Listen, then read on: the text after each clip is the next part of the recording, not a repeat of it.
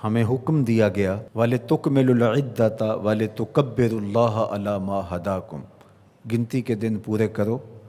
اور اللہ نے تمہیں جو ہدایت عطا کی اس پر اس کی بڑائی بولو،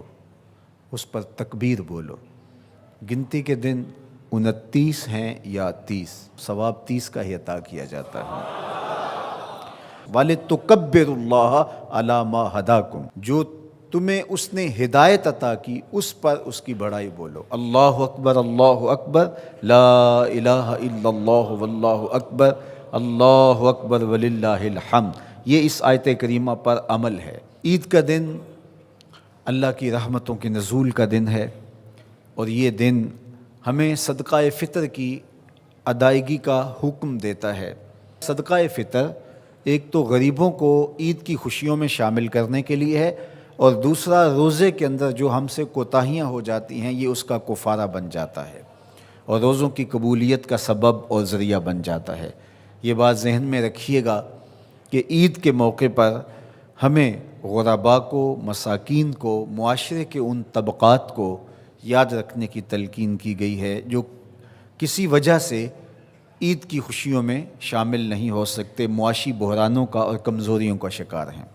تو اسلام ایک صالح، پاکیزہ اور ایک درد مند دین ہے، اور اپنے ماننے والوں کو ہر موقع پر غرباء کو یاد کرنے کی تلقین کرتا ہے۔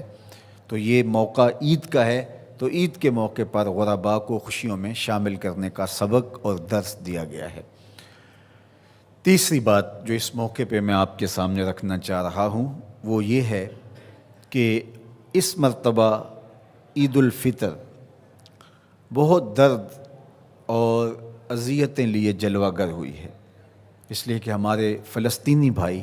اس وقت اپنی بقا کی جنگ لڑ رہے ہیں، اور جس اذیت سے، جس کرب سے وہ گزر رہے ہیں اس کا میں اور آپ اندازہ نہیں کر سکتے۔ وہ بیچارے تنے تنہا جو اپنی زمینوں سے بے دخل کیے گئے،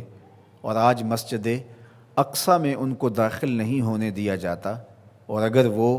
مخصوص راتوں میں اور جمعات کے اجتماع میں وہاں پہنچتے ہیں تو ان پر گولیاں برسائی جاتی ہیں۔ یہ بات ذہن میں رکھیے گا کہ القدس ہماری غیرت کا نشان ہے، القدس ہماری عزت کا نشان ہے۔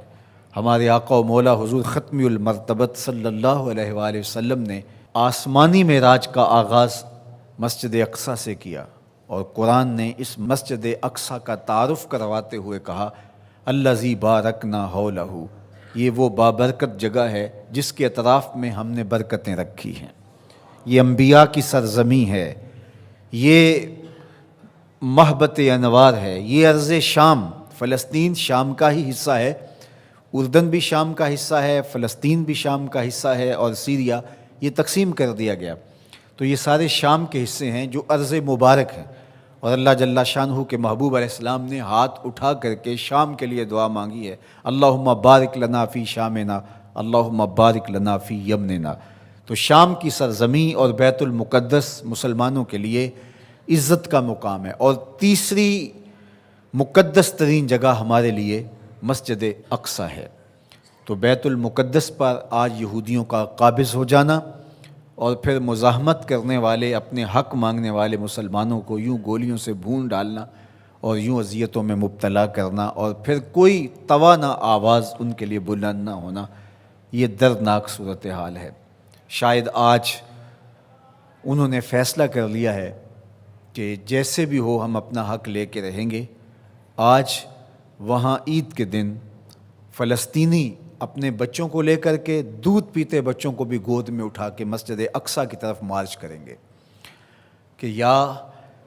مسجد اقصیٰ ملے گی یا پھر اپنی زندگی سے ہاتھ دھو بیٹھیں گے۔ تو یہ فیصلہ کن مارچ ہونے جا رہا ہے۔ پورے عالم اسلام میں اضطراب ہے، ہم بے بس اور مجبور لوگ کیا کر سکتے ہیں ان کے لیے،